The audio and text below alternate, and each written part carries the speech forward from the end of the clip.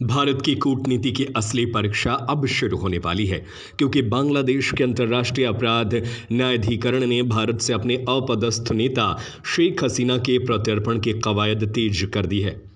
न्यायाधिकरण के मुख्य अभियोजक मोहम्मद ताजुल इस्लाम ने कहा कि वो जल्द ही शेख हसीना को वापस लाने के लिए एक कानूनी प्रक्रिया शुरू करेंगे।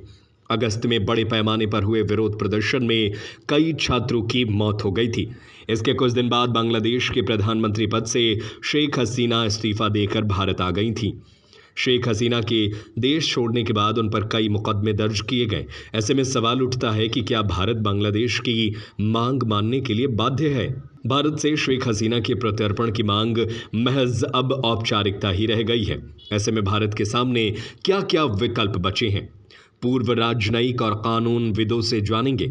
लेकिन इस बीच आपको बता दें कि बांग्लादेश अंतरिम सरकार के सलाहकार मोहम्मद यूनुस ने कुछ दिन पहले कहा था कि आवामी लीग प्रमुख को भारत में तब तक चुप रहना चाहिए जब तक बांग्लादेश में उन्हें वापस नहीं चाहता। जानकारों की माने तो नवनियुक्त सरकार पर शेख हसीना के खिलाफ मुकदमा चलाने की मांग कट्टरपंथियों के बढ़ते दबाव के बाद आया है। बांग्लादेश में छात्रों के प्रदर्शन के दौरान सैकड़ों प्रदर्शनकारियों की मौत के लिए शेख हसीना को मुख्य अपराधी माना गया है। आईसीटी ने 15 जुलाई से 5 अगस्त तक हुई नरसंहार और मानवता के खिलाफ अपराधों के आरोप में पिछले महीने हसीना और 9 अन्य के खिलाफ जांच शुरू की थी। बांग्लादेश ने पहले तो हसीना का राजनयिक पासपोर्ट रद्द किया और गिरफ्तारी वारंट जारी करने की योजना का संकेत दे दिया है। जामिया मिल्लिया विश्वविद्यालय के एकेडमी ऑफ इंटरनेशनल स्टडीज के प्रोफेसर मोहम्मद सोहराव कहते हैं, नई दिल्ली और ढाका के बीच द्विपक्षीय प्रत्यर्पण संधि है जो आपराधिक मुकदमों के लिए वापस आने की अनुमति देगा। हालांकि संधि के एक खंड में कहा गया है कि यदि अपराध राजनीतिक चरित्र का है तो प्रत्यर्पण से इनकार किया जा सकता है। भारत और बांग्लादेश के बीच प्रत्यर्पण संधि है जिस पर साल 2013 में मनमोहन सिंह और शेख हसीना ने हस्ताक्षर किए थे। ऐसे में सवाल उठता है कि यह आपराधिक मुकदमा है या राजनीतिक, इसमें पेंच फंस सकता है।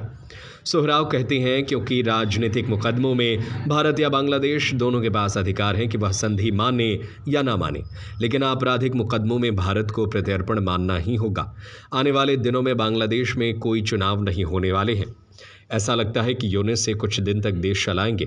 ऐसे में आरोप प्रत्यारोप का दौर दोनों देशों के बीच हो सकता है कि बांग्लादेश यह मुद्दा इंटरनेशनल न्यायालय में भी ले जाए, जैसे पाकिस्तान हाल के दिनों में गया था। संयोग देखिए, जिस आईसीटी की स्थापना साल 2010 में शेख हसीना ने खुद पाकिस्तान से 1971 के स्वतंत्रता संग्राम के दौरान अत्याचारों की जांच के लिए की थी, वही आईसीटी अब शेख हसीना के खिलाफ फैसले सुना सकती है।